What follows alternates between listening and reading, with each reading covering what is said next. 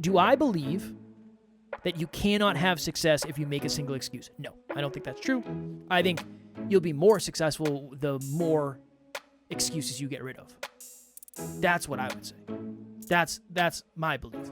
If you're not where you want to be, it's because, yes, not everyone has equal potential. Yes, you're in a specific economy that has challenges. Yes, there's 8 billion people on this planet and 5.44 billion online.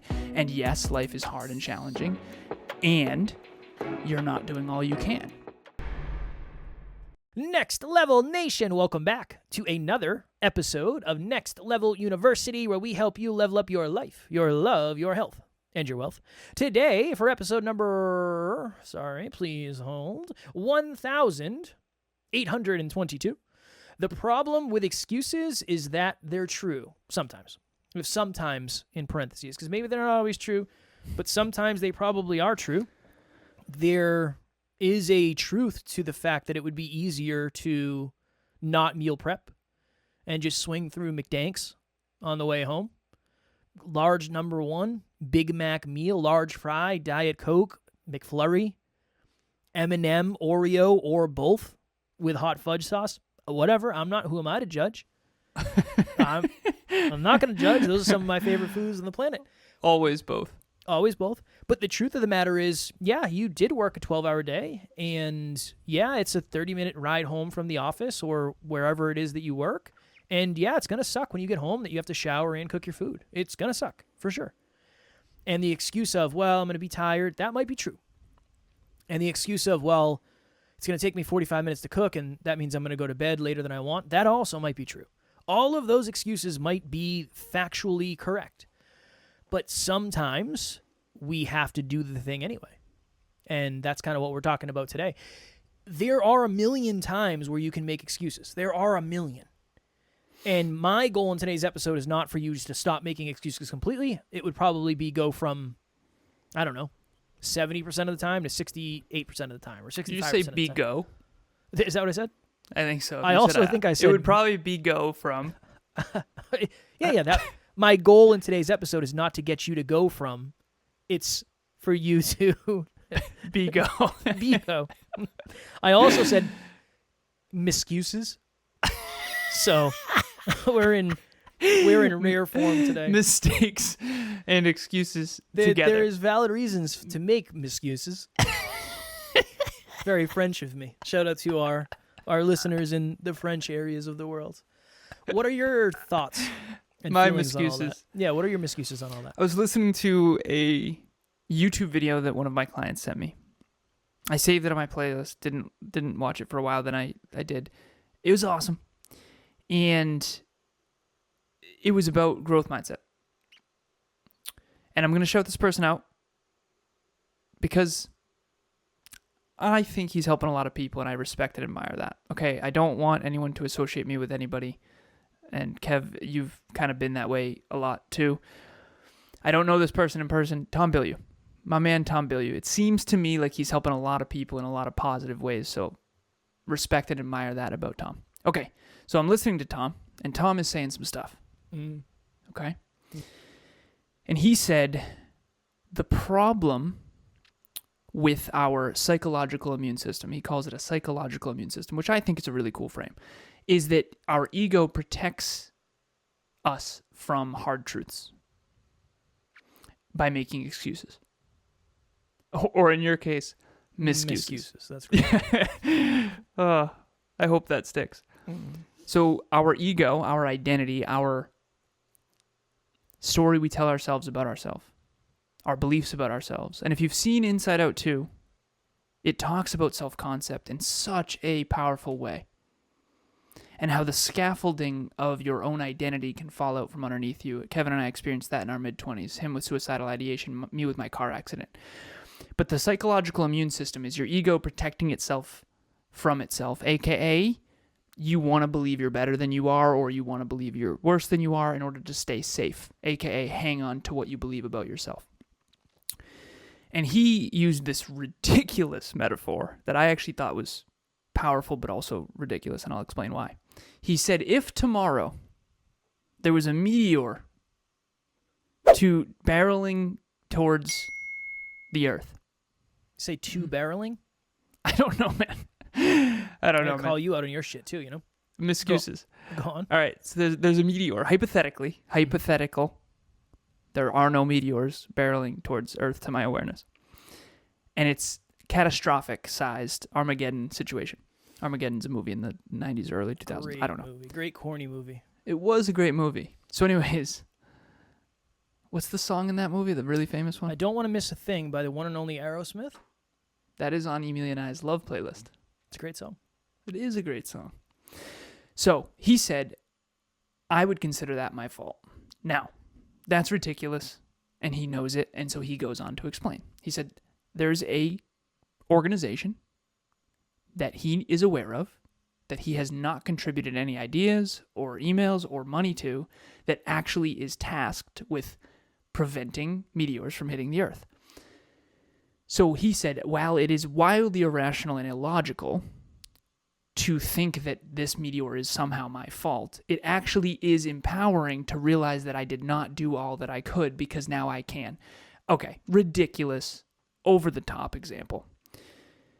But I've been saying this quote recently. I said, what happens when the victim never plays the victim? Someone on a podcast recently said, how in the hell did you get through all that? I don't understand how that happened.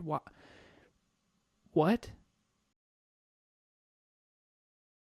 And I said, in some ways, if I'm very honest and vulnerable on this show, as I try to be, I was the victim of many awful things.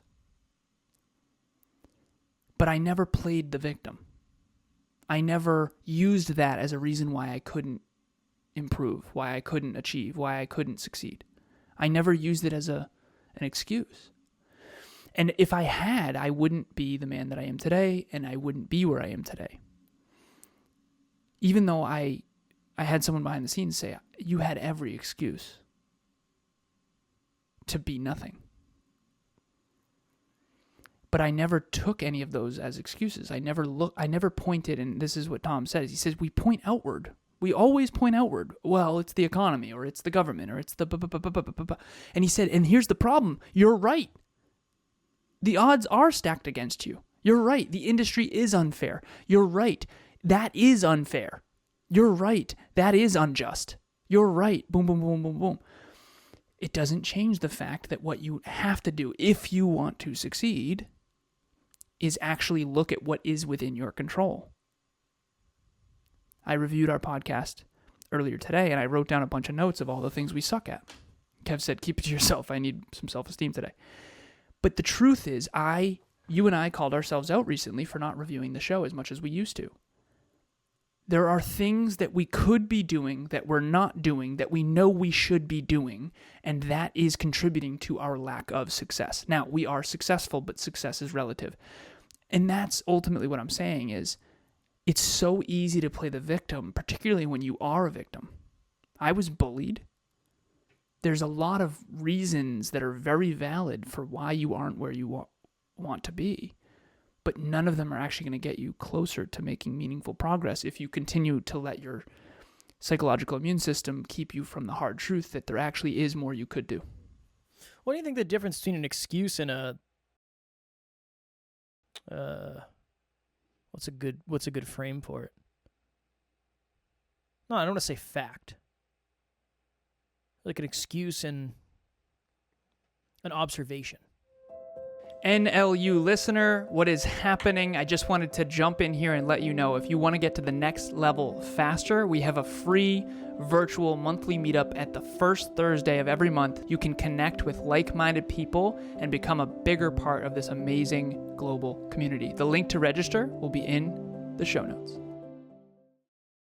What's the difference? The energy? What it means to you. Okay, so I got a 92 sleep score yesterday.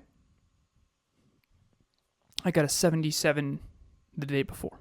And the observation is, well, I was at the lake and I wasn't in my own bed and. And I didn't get my big 5 to Thrive done because we were traveling. So I had to do it before bed while Emilia was asleep. And I own a business, and so I have to be available, and I'm under pressure, and. There's 1,000 reasons why I got a 77. but I refuse to use them as an excuse to not get a 92 today. I think that's what it comes down to, is what you say, think, do, feel, and believe is your responsibility. And so I think that's what I try to focus on. You and I think it can be frustrating for you at times, because Kev will come to me behind the scenes. How do we do better? And don't say, get 1% better at everything we're already doing. And it's, well, that's the answer, because that's what's within our control. What we say, think, do, feel, and believe is within our control. So what do we have to do differently? What do we have to think differently? What do we have to believe differently? What do we have to start saying? I think Tom had a mid-show that was way better than some of the stuff we've done. And I reviewed our show, and our mid-show is decent. I show up, hey, Dreamliner, it's not great. I could do better. I could have a little more enthusiasm. I had my glasses on. I was probably tired. The truth is, we could do better, and we should do better. And I don't know what else is more empowering than that, because the truth of the matter is if you're not where you want to be, it's because, yes, not everyone has equal potential. Yes, you're in a specific economy that has challenges. Yes, there's 8 billion people on this planet and 5.44 billion online. And yes, life is hard and challenging. And you're not doing all you can. And that's it. None of us are. I'm not doing all I can. We're not maxed out. And so I think that's really empowering. But I also understand why it's so difficult, because it's so painful to face all that. It's really not. It's not enjoyable at all. I think it's easy to feel like a victim when you already feel bad. That's why it's so hard. The old, you wake up, your alarm clock goes off at 6. You know you should get up at 6, but you don't. You fall back asleep for 20 minutes, whatever. You go to take a shower and you don't have any clean towels. Would not have been a problem if you got up at 6. You would have found it. It wouldn't have been that big. Maybe it would have been a problem, but it would have been a much more minor convenience. Then you're pouring coffee and you spill coffee all over yourself. Then you break a shoelace. Then you're speeding and you get a ticket. Then you're late to work. And then you forgot your lunch. And then. Because I think just the progression of the day is, oh, of course this is happening to me now. I think it's just that. I think it's that feeling. If you start to feel bad for yourself. My truth is, you wouldn't have gotten where you are in life if you played the victim. I agree. I told this to Kev behind the scenes a while back. I said, you had every excuse to be.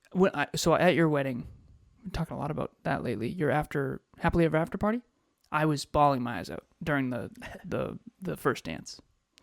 And Matt came over and said, hey, man, gave me a little handkerchief. Thank you. But the reason why I was crying was, I get emotional, is because you could have been nothing. And you made so much of yourself. And to me, that's the most inspiring thing in the world. I appreciate that. Of course. And I think deep down, I know I could have been nothing too. And I think all of us could be. I told Kevin this earlier. You know how easy it is to be a loser? It's so easy to just let it go. Let it ride. You had every excuse in the world, and so did I, to just be nothing. And to me, it's the most inspiring thing in the world to see someone rise above circumstance. I think there's a big difference between making excuse. I think some excuses could be more constructive, but I think it's just the percentage. Like what? I can always tell when I say something that Alan doesn't agree with, because he looks at me like he's looking through me. He's trying to see what's on the other side of me. Maybe that's not the phrasing. The phrasing is, how do you change the percentage? Because I make excuses for sure. Do I believe you cannot be successful without you can be successful without making? What am I trying to say?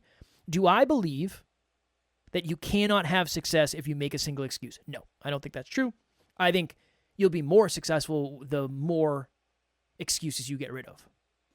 That's what nice. I would say. That's my belief. Not I that, agree.